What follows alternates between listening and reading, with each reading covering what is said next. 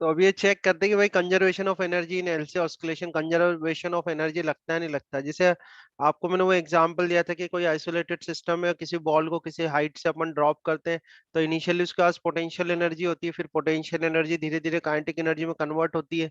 ठीक है, तो इनिशियली पोटेंशियल एनर्जी मैक्सिमम होती है, काइनेटिक एनर्जी मिनिमम यानी जीरो होती है ऑलमोस्ट। ठीक है, तो ऐसे पोटेंशियल काइनेटिक में बदलती है, काइनेटिक पोटेंशियल में बदलती है। तो ये एक एनर्जी कंजर्वेशन का लॉ अपन ने प्रूफ कर रखा है वर्क एनर्जी वाले जो चैप्टर करते थे अपन 11th क्लास में। ठीक है, यहाँ पर वहां पर वो एक्टिविटी थी, वो फिनोमिना था। यहाँ पर क्या हो रहा है, ऑस्किलेशंस हो रहे हैं।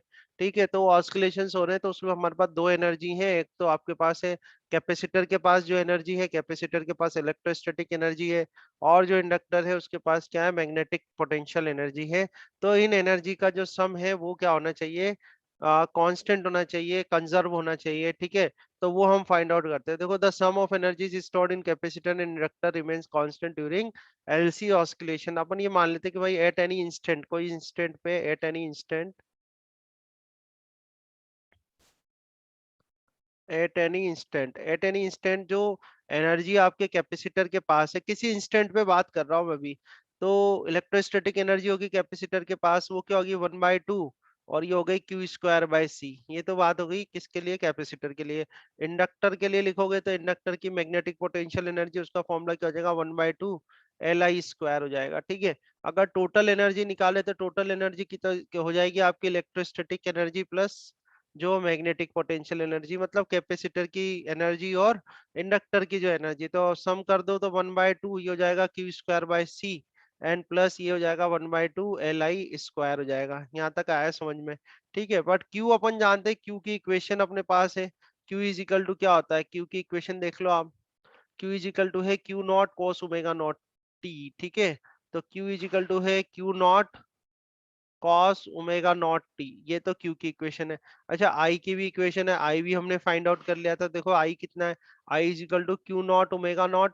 ठीक है, I इज इक्वल टू क्या है, Q0 ω0 एंड साइन ω0t। ठीक है, साइन ω0t। तो ये वैल्यूज हमें पता है, ये वैल्यूज आप पुट कर दो इस इक्वेशन में।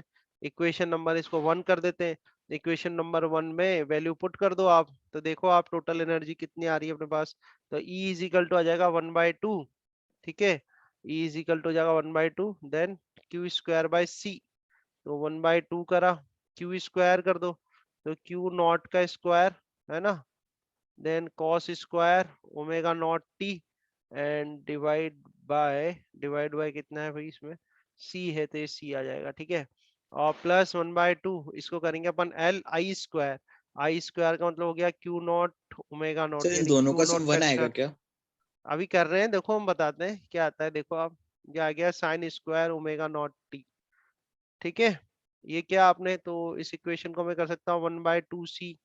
देखो किसी भी इंस्टेंट, देखो मैं थोड़ा सा रिवाइज कर देता हूँ आपको समझना। मैं मानता हूँ कि आप एक नई चीज स्टडी कर रहे हो, पर कॉन्सेप्ट वही पुराना है। जैसे किसी बॉल को आप इस हाइट से ड्रॉप करते थे, इस हाइट से आपने इस बॉल को ड्रॉप किया। अगर मैं कहूँ आपसे कि जो इसकी हाइट है वो h है, इसकी हाइट क्या h है, तो यहाँ पर जो इसकी टोटल एनर्जी होगी वो कितनी होगी, mgh पोटेंशियल हो होगी। गए वो। पोटेंशियल एनर्जी के बराबर होगी, पर टोटल एनर्जी तो mgh ही होगी। और यहाँ पर जो टोटल एनर्जी है वो भी mgh होगी, भले ही वो काइनेटिक एनर्जी के बराबर हो। और बीच में भी कोई भी पॉइंट आपने ले लिया, वहां सब वहां जगह दोनों भी के जो सम के आएगी वो बराबर। mgh ही आएगी, mgh ही आएगी। वो बीच में भी आपने कहीं पे भी ले लिया, बात समझ में आ रही है।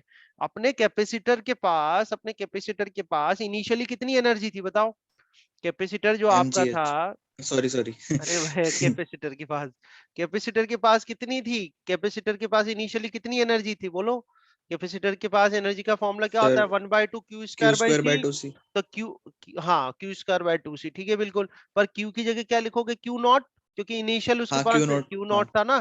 तो हम भी यही कर रहे हैं, हम क्या कर रहे हैं, ये सॉल्यूशन कर रहे हैं। सॉल्यूशन करके जो, जैसे यहाँ पर टोटल एनर्जी हर बार आपकी mgh आ रही थी, तो ऐसे ही यहाँ पर टोटल एनर्जी कितनी आनी चाहिए बताओ, बोलो कितनी आनी चाहिए, सर जो Q naught square by two C. By 2C आनी चाहिए। आई बात समझ में, आया। हाँ सर।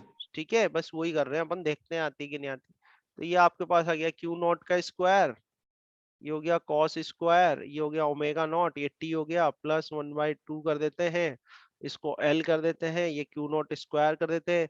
अब ये जो आपका ओमेगा नॉट स्क्वायर है, इसकी वैल्यू रख दूं मैं एलसी, रख दूं ना, कोई दिक्कत तो नहीं है ना? नो सर, क्यों? हाँ, दो मतलब आता है ना, वन इसे अपॉन अंडर रूट एलसी होता है ना, उसका स्क्वायर पर ही तो करा। स्क्वायर है ना, स्क्वायर है ना, तो एलसी आ हाँ जाएगा तो ना। वन अपॉन एलसी हो जाएगा। हाँ, इसे एल से एल काट देना, ठीक है। अब देखो, ये क्यू नॉट का स्क्वायर डिवाइड बाय 2c तो बाहर आ गया, ठीक है। यहाँ क्या बचेगा, cos square omega naught t, और ये हो जाएगा plus sine square omega naught t आ जाएगा। तो अल्टीमेटली आपके ये पास वन क्या हो आ गया। गया, Q naught square divide by 2c।